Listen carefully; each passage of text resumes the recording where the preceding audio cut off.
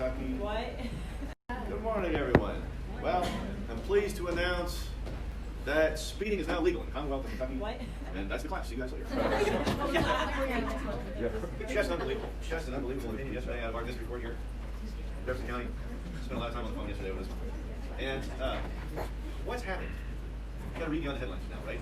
What's happened here is that by statute, I'll try to explain this the best I can. By statute, the legislature has set a maximum speed limit, which is 65 or 70 or whatever, right? And that can be modified by municipalities. It can be modified by, let's say, Jefferson County, right? On the interstates, it's not something that's purely in the domain of the legislature.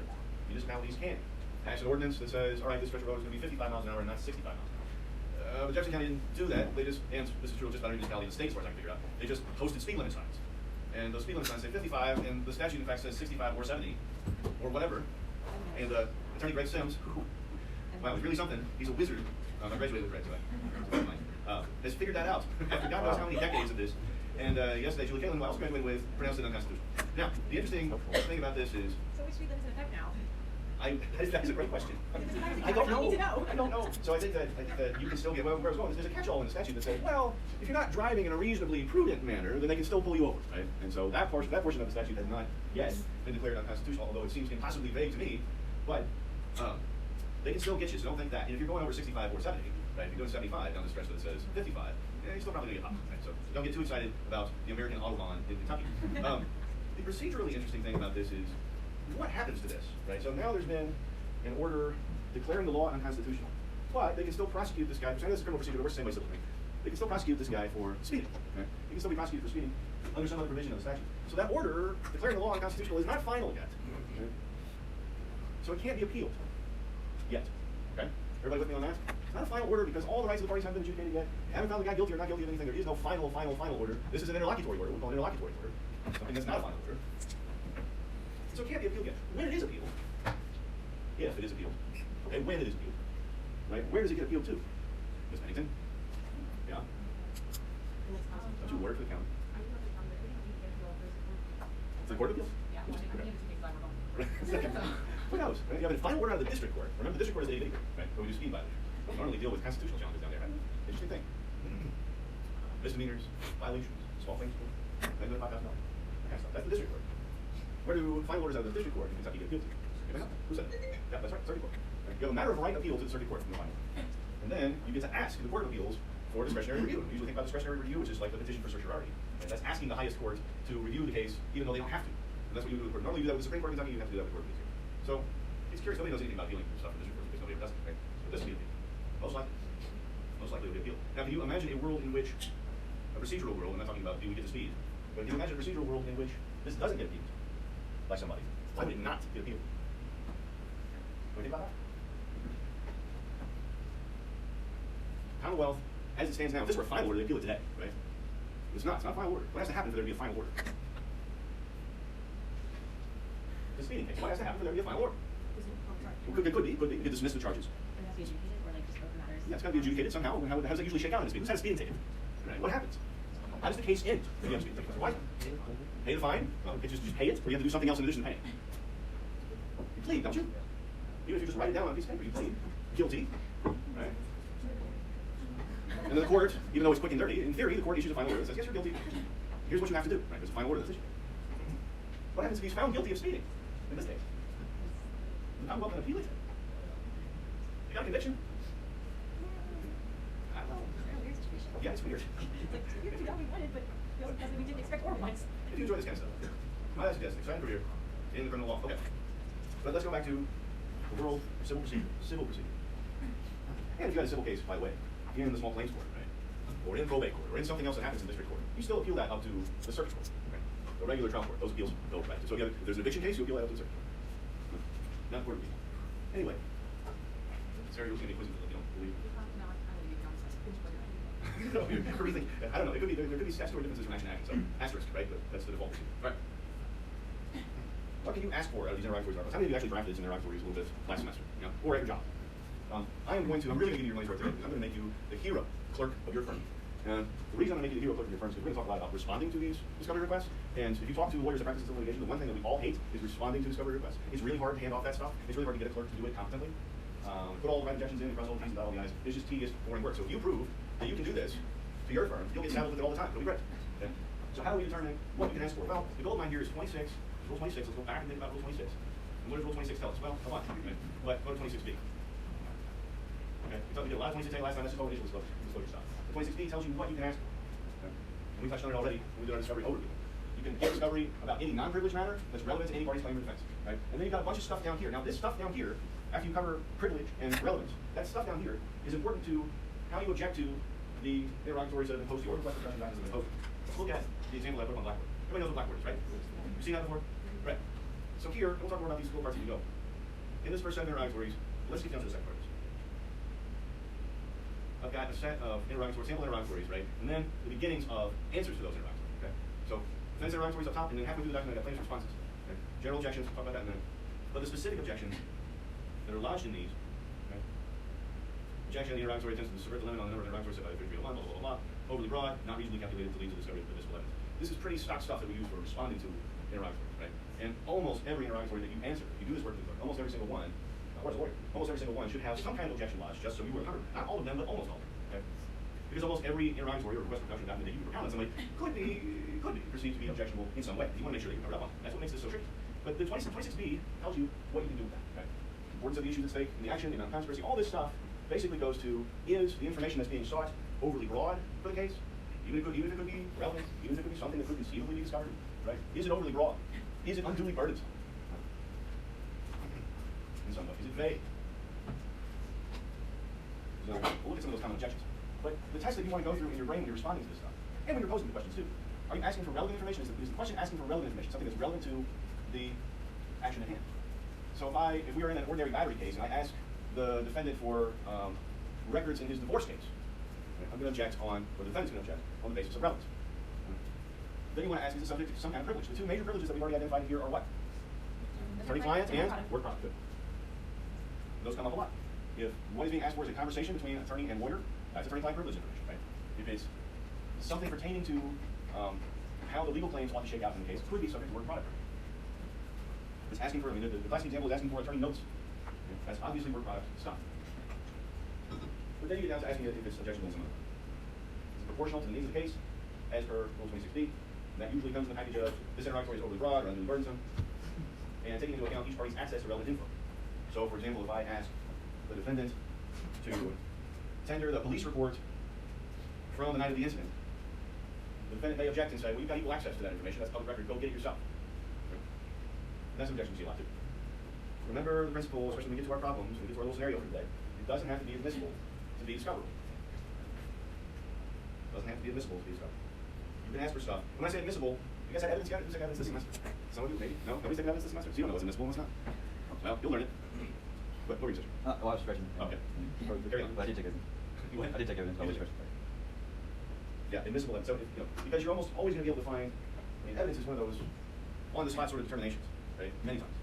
You can never definitively say what's admissible and what's not. That's going to be up to the judge. And the judge does not want to have these evidentiary battles about admissibility during the discovery phase. So have the trial. Okay. Everybody with me? Yes? Sample objections. Some of this stuff is on the samples that I gave you on Blackboard. Some of it not. This is all Rule 26 stuff. Take a minute and read it. And then I'm going to put a little asterisk by the last one.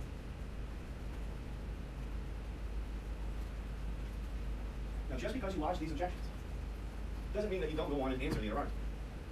If you outright refuse to answer the interrogatory, sometimes it's appropriate to do that. If you are responding to interrogatories and you outright refuse to answer the interrogatory, what are you likely to get? We'll talk about it, but you'll get a nasty letter, right? And then you'll get a motion to compel. And then you'll get an order on the motion to compel. And you'll ignore that, and then you'll get sanctioned. And you'll blame me. I said, well, Caesar teacher never told me about this. So, here's the example we got from Blackboard. Objection, blah, blah, blah, blah, blah. Overly broad, not reasonably calculated to lead to discovery of admissible evidence without waiving the objections. Plaintiff states, here's the information I'm going to give you subject to those objections. Okay? That's the smart bit. So we give them info? You give them some info. Yeah. Can you just tell them we're not going to give you this information unless you have a motion to compel? Yeah, sure you can. Yeah. That is part of the risk-benefit calculus in litigation. Sometimes a judge has got to resolve these discovery disputes. Sometimes you get this kind of. Sometimes, look at this example here. Okay. This is a real interrogatory I got in the case. address of each place he resides since January 1st, your social security number, every email address, instant messenger profile, social media profile, telephone numbers, every social networking application, blah, blah, blah, blah. Is that overly broad? I think so. Is it compound in the sense that it's a bunch of different interrogatories all hiding in one? Yeah, I think so. Right. Did I still answer it? Yeah.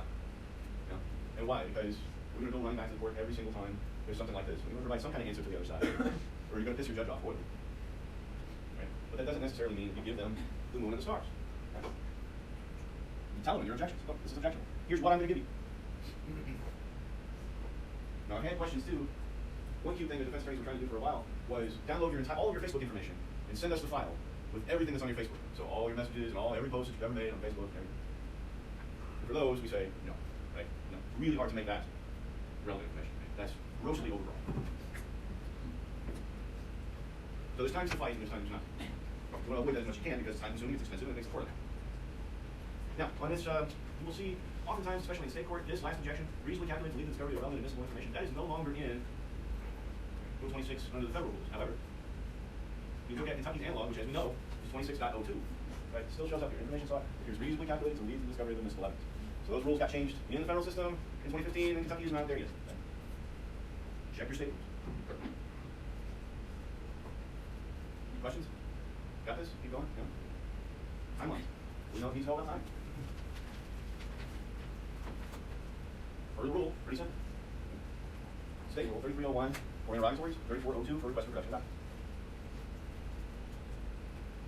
Remember we said per 3301. We talked about this in the context of interrogatories, but request for production documents is the same thing. And the rule is 3402 because Kentucky just likes to be that annoying. So it's not 3401, it's 3402, but you can serve these interrogatories and request for production documents along with your summons and complaint. Your complaint. And if so, the defendant has 45 days to answer.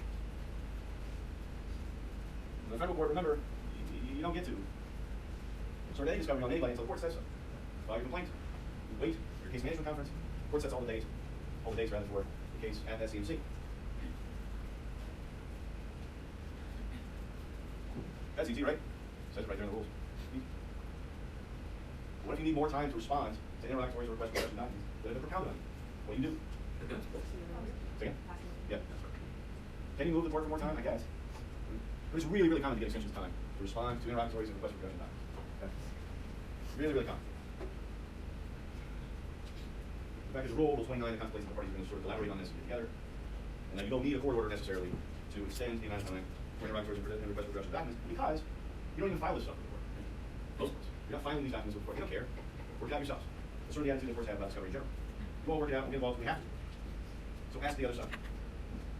And then, assuming that the other side says no, you then go running to the court. Again, maybe, if you really want to. Or maybe you just tender it to the other side when you tender it. If they're really mad at you, then they can go to the court. Right? Tender my response is 31 days after I was served with the interrogatories. If I'm the party that propounds those interrogatories, and I'm going to go running to the court and say, please hold the other party in contempt because they didn't tender their responses until one day after the deadline set by the rules. Not going to happen. Not going to happen. So try to agree on this stuff, your opposing counsel. 3301, state rule 3301 says you get 30 interrogatories. The federal rule 33 says you get 25. That is often changed in the case management plan. And you will often see practitioners propound more than 30 interrogatories. I'm sorry, more than 25 interrogatories. Especially practitioners that are used to state court, then wait in the federal court, and they're like, I still get 30 here. You don't, you get 25. And that might be changed by local rule too, right? Because that's part of the fun. So because you only get 25 or 30, you end up with monsters like this. Everything you've ever used to identify yourself ever in the history of time. The rules do not set a limit for you on requests for production of documents. Does that mean that you can do what I've seen done in some cases and tender 200 requests for production of documents in a single party? You're kind of asking for a protective order to do that. You're kind of asking for the other side to go to the court. You do something obnoxious like that. But under the rules, you can try. But then you get into arguing that magic language in Rule 26b about whether this is proportional to the needs of the case, so on and so forth. Right? The reason I point out 33b5. 33b5 requires objections to these interrogatories, which you will have when you respond to interrogatories. But objections to the interrogatories are required to be signed by the attorney. Normally, the way I have seen this where attorneys will go through and an answer like this, put a signature line and sign each and every objection before the answer. I've seen that, right? So you have like 50 signature lines from the attorney before you get to the end of the document. I don't think that's what the rule wants. And far more often in practice, what I see is just plain old signature block at the end by the attorney. Plus, you got to have a verification page for your interrogatories. Because because those are answers that your client gives under oath. Okay? They have the same effect as an affidavit, or deposition testimony, or testimony in open court. Okay? That's an important thing to remember about your interrogatories.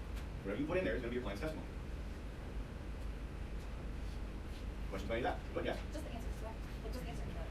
Just the answers are going to be considered, yeah, as opposed to what? Like objections? Obviously, like plaintiffs would be, but they don't. The plaintiffs don't need verification. Oh, when you're propounding. No. Okay. You don't verify the questions you send. That's all counsel stuff. Interrogatory responses.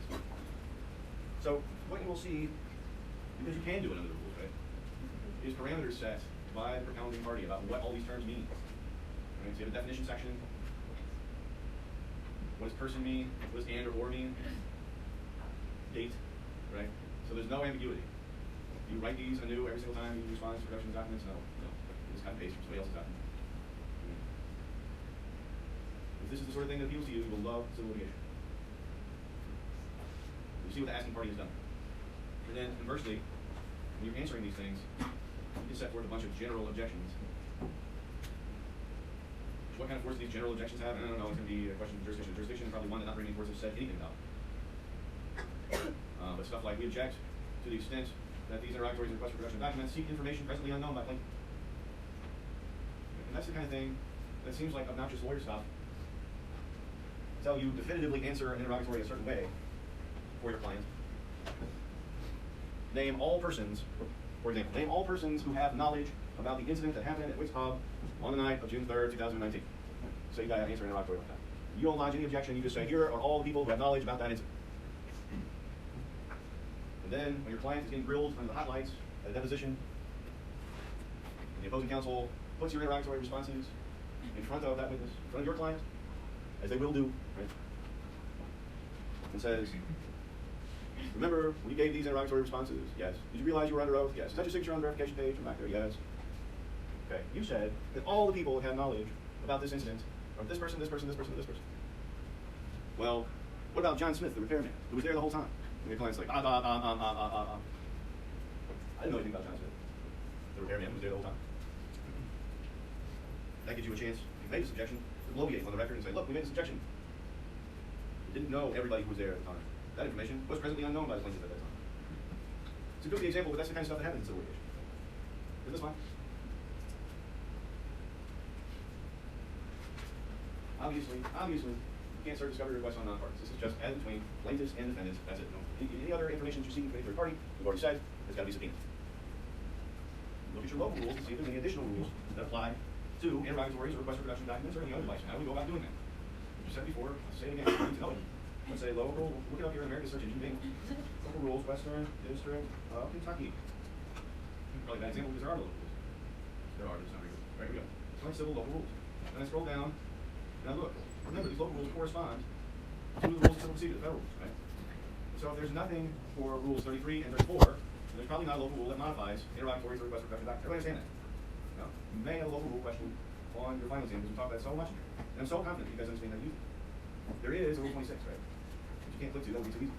There's some modification to Rule 26, the content of discovery response. There's nothing about interrogatories or requests for production documents specific, okay? That varies from jurisdiction to jurisdiction. If you're answering in the state court, look at that county's local rules. What if you don't like the objection from the other side? We've already said. You send over a nasty letter, make a motion to compel, we'll work on all that. There's one big thing in Kentucky that I did assign you to read, but you've got to know. Right? This happens in some other jurisdictions too. But if you are asked the question, provide a computation of all your damages in an interrogatory, and you just demur, I don't know. Objection, that question's overly broad, and we're still in discovery, and I don't want to answer that question right now. I'll tell you when we get to trial. What Kentucky courts have said, probably some changes in the rules, is that if you do that, he's going to kick you out of categories of damages. And maybe kick you out of all damages. In this language, you can see it from the case of Frasky versus Murphy. In the Frasky case, you may have heard Kentucky lawyers talking about Frasky violations, Frasky this, Frasky that. Getting Frasky is a thing. Which sounds kind of dirty, and it is. And it is, because look what happens in this case. Long story short, they tender interrogatory requests, say, give us computations of your damages. What are your damages? Over and over and over, the defendant asks, what are your damages, plaintiff? The plaintiff says, we got some medical bills, and the rest of it we're going to ask at trial, we're going to ask the jury for these damages, so get lost. Categories of damages that poor Miss Murphy was asking for after she got plowed into on the picket line. Pain and suffering, medical expenses, future medicals, lost wages, permanent impairment of power, labor and money. They give her all that. Jury gives her everything. 25,000 for pain and suffering, 33,000 in medical expenses, right? Easier. Special damages, you said $33,513.62. Definitely special damages. 12,000 teaching items. All the rest of the general, right? 27,500 for lost wages, 25,000 for permanent impairment of power, labor, and money. That's what the jury gave her. Trial court says, okay. Court of Appeals and the Supreme Court said, no, you get your special damages for your medical expenses. You intended to prove that. The rest of this, you didn't tell the other side ahead of time, so we're taking it all away. Taking it all away. Put some amount.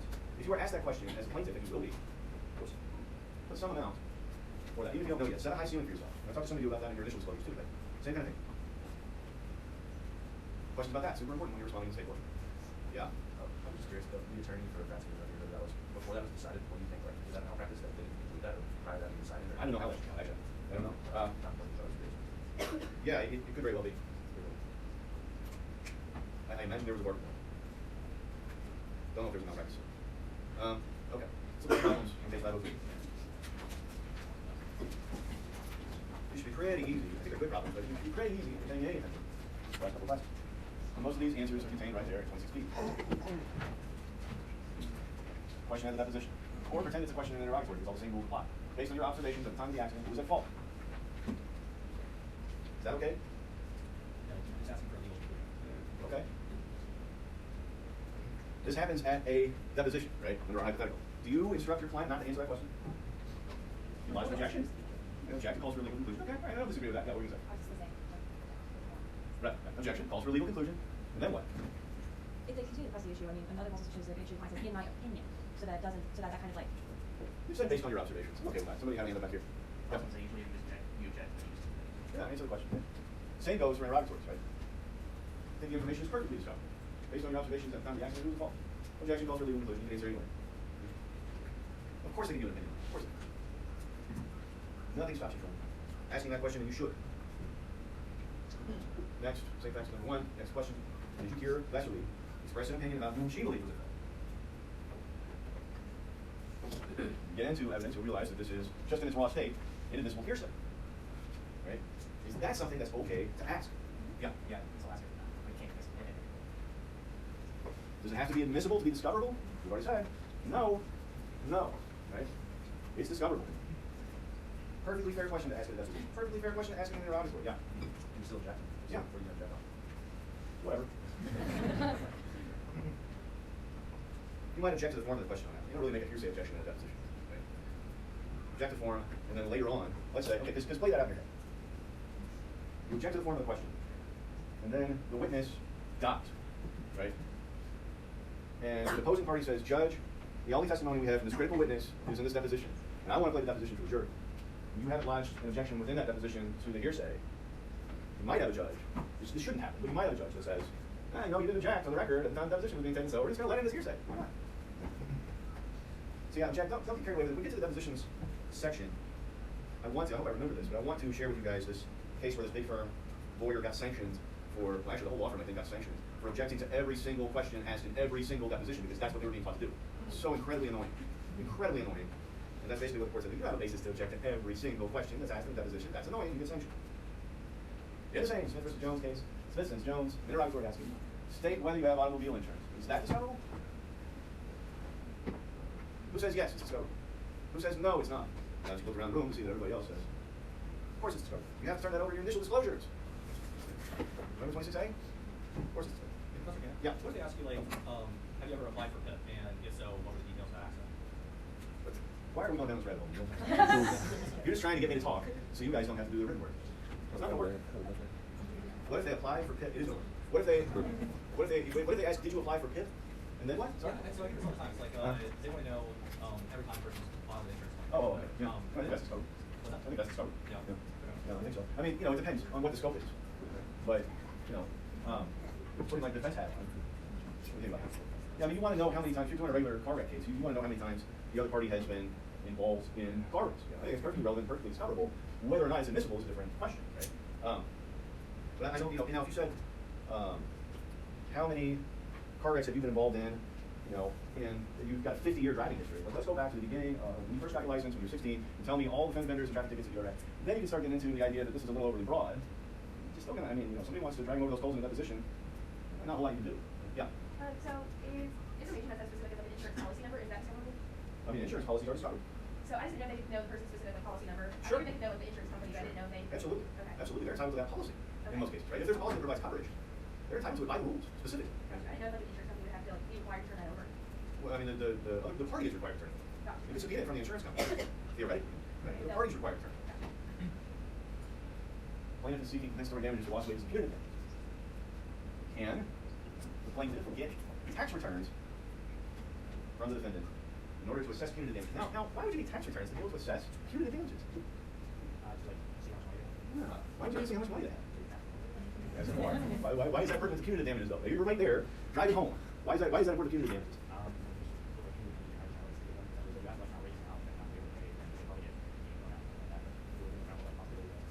That's right, yeah. We hear them. Punitive damages are meant to punish, right? Punish the defendant for their wrongful act. Remember when we looked at that opioid litigation? It resulted in a big giant verdict, $572 million in Oklahoma against Johnson & Johnson. Right? $572 million. Well, in fact, the state of Oklahoma was seeking $17.5 billion in that. $572 million does seem like a lot of money, but if you're trying to punish a defendant like Johnson & Johnson for their wrongful conduct, well, they pull in revenues of about $15 billion a year. So even $17.5 billion is not really, that's not making the defendant feel the pain for ruining countless lives by putting poison on the market, but never mind, I digress. All right. So, let's answer the question. Is that discoverable? Can the plaintiff ask for the defendant's tax returns? Who says yes? Who says no? Who says maybe? Somebody change their answer. Okay. It is really common to ask for tax returns. Right? Really common. And I'm coming from a mostly litigating employment discrimination cases kind of background, so take what I say with a grain of salt. In my practice experience, it's really common to ask for tax returns. Okay? It's also really common to object to someone asking those tax returns. And it depends on how far back we're going to. So the question here is not really so much, is this discoverable? Because I think the answer to that, the most simple and basic answer you can come up with is, yes, it probably is. Right? But how can you limit that in scope? Right? On the asking side and on the responding side, is there a way to limit that? Why would you want to limit it if you're asking? Well, you might be more likely to get what you're going for. But if you're asking for I want all the Smith's tax returns since the 1980s. I don't know about that. That's a little wrong. Why do you need all that? How is that relevant to the case? Is it proportional to the claims of the defense system? I don't know. Okay. So it's something that you might want to make a little noise about, but ultimately, probably going to have to part with that information in some way. Jones wants to file a motion to dismiss because Jones is a defendant. That's what defendants do. Jones has a copy of the statement from Smith that directly contradicts what Smith claimed. The interrogatory says, state all facts which you disclose to your attorney to other persons about your claim. Not only object, right? Not only object. No, you can't answer that. You can't answer that. Attorney-client privilege. Right? Let's pretend that the attorney part isn't there.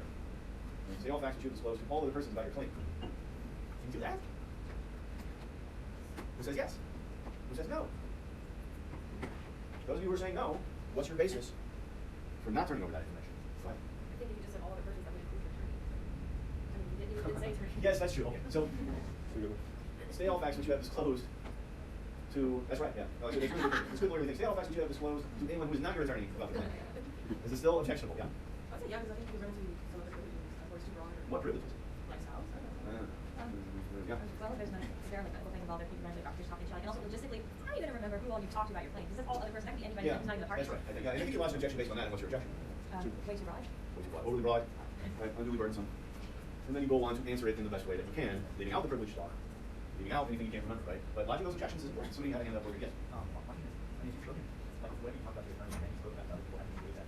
No, not necessarily. Right. So you've not waived the privilege as between. I mean, a waiver of privilege is a different thing from you just having to disclose the stuff that you talked about with other people. Now, if there were third parties in the room while you were discussing it with your attorney, yeah, then you probably waive that privilege. Right.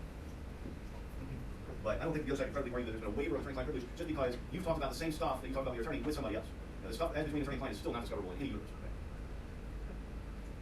Right. Liability case. Following your wrongs, state whether the defendant made any subsequent changes to the product after the accident which gave rise to this litigation. Right. Nobody's had evidence, right? So that's essentially what the question is. The question is one of admissibility. So what you learn in evidence is that in products liability type cases, or any type of case, right? Curative measures taken after the fact. So let's say someone comes onto my property and falls in a hole and breaks their leg because there was some sort of concealed defect that I knew about on the property. Then I later go and fill in that hole after the injury's already happened. The evidence of me filling in that hole is not going to come into trial. That's inadmissible. Okay? Subsequent curing of a defect, subsequent repairs.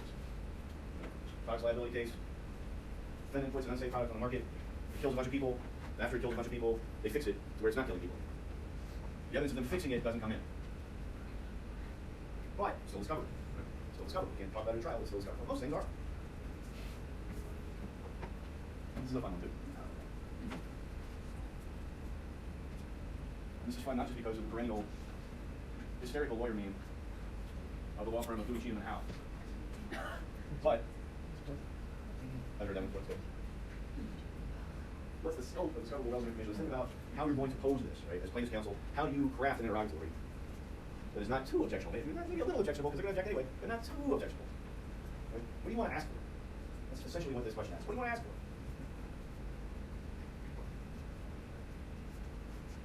Of course, you prepare these problems because they're there in syllabus. So, what do you come up with? Did you ask about, or did you ask the names of their employees? I sure would. As a baseline. Names of current employees? Definitely. No question about that. Yeah. Possibly the people that have applied and the people that have the firm has interviewed. When, forever? I guess for the past 10 years. Yeah, maybe. And if you get 5, great. Right, everybody hearing? Who has the firm interviewed in the last 10 years? All the names of all the interviewees. Seems a little broad. Let them sort it out. We'll do 5 years, great. You have it. Can we get rating performance reviews that you might have in there? Sure. I would ask for that. What else? Anything else? Yeah? Any disciplinary action taken against the hiring committee, like internal disciplinary stuff? Sounds relevant to me. I'm playing for it. Yeah. Could you ask for like any communications that involve what's his name? Greenish? So like anytime they talk about him or like hiring him or whatever. Most definitely. Yeah, most definitely. Once you get the list, in fact, I go farther and say, once you get the list of prospective hires and people that interview, you can ask for correspondence about those people. Right? Within a certain period of time. Anything else? Repeat that day, Horse? Get that list works, right? It's easy. Here's your scenario. We're not doing it today.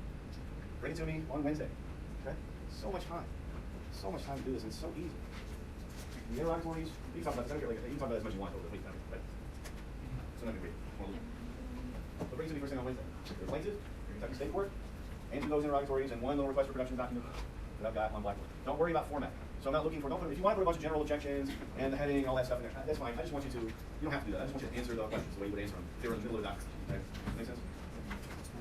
Questions? Bring that on Wednesday to show me you understand how to do this stuff and move on to our life.